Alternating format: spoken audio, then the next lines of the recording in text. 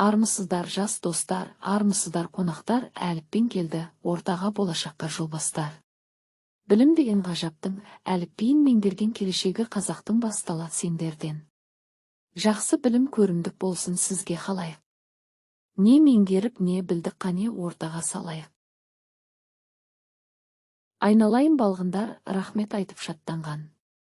Риза болып аттанып сізге айтар сөзім бар. Оқуда зейінді болыңдар, еңбекке бейімді болыңдар.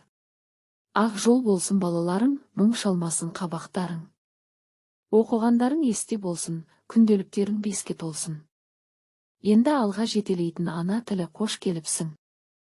Мен ана тілімін. Сәлеметсіздер ме балалар? Туған елдің тілімін, ақылы мен танымын. Түсіндірер бәріне.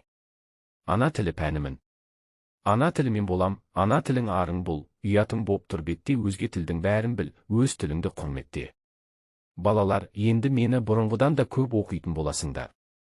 Мен сендерге көп қызықты ертегілер, әңгімелер арнаймын, тек сендер ынта қойып мені ұқыпты оқысаңдар көп нәрсені үйренесіңдер. Балалар, мен сендердің келешекте сауатты азамат болатындарыңа сенемін.